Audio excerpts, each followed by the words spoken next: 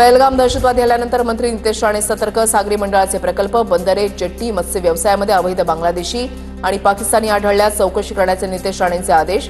Search operation, combing operation राबवून कामगारांच्या ओळखपत्रांची तपासणी, आधार कार्डची तपासणी होणार. अक्षय तृतीयेच्या शुभमुहूर्तावर वर्षा बंगल्यावर मुख्यमंत्र्यांचा गृहप्रवेश. तर दुसरीकडे मुख्यमंत्र्यांची कन्या 10वी परीक्षा 92% उत्तीर्ण. अमृता फडणवीस यांची ट्विट करत माहिती.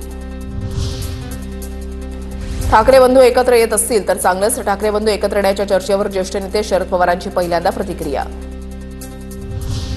ठाण्याच्या 5 पाखाडीमधील प्रति तुळजापूरमध्ये उपमुख्यमंत्री शिंदेंकडून दर्शन. जितेंद्र आव्हाडांनी शिंदेंचं स्वागत केलं. तर शरद पवारांच्या हस्ते सकाळी मूर्तीची प्राणप्रतिष्ठापना करण्यात आली. मंत्री राधाकृष्ण विखे पाटलांसह 54 जणांवर 9 कोटींच्या अपहार प्रकरणी फसवणुकीचा गुन्हा दाखल. सुप्रीम कोर्टाच्या आदेशानंतर लोणी पोलीस ठाण्यामध्ये गुन्हा दाखल. शेतकऱ्यांच्या नावे राष्ट्रीयकृत बँकांकडून कर्ज घेऊन शेतकऱ्यांना वितरित न केल्याचा आरोप. प्रवरा कारखान्यानं कोणतीही रक्कम घेतलेली नाही. कारखान्यानं कोणतेही कर्ज शेतकऱ्यांच्या नावे घेतलं नाही. मंत्री राधाकृष्ण विखे पाटलांनी अपहार प्रकरणाचे आरोप फेटाळले. 10,000 शेतकऱ्यांच्या नावे बोगस कर्ज आणि कर्जमाफी कर शेतकऱ्यांची फसवणूक करणारे मंत्रिमंडळात. विखे पाटलांवर रितसर खटला चालवा.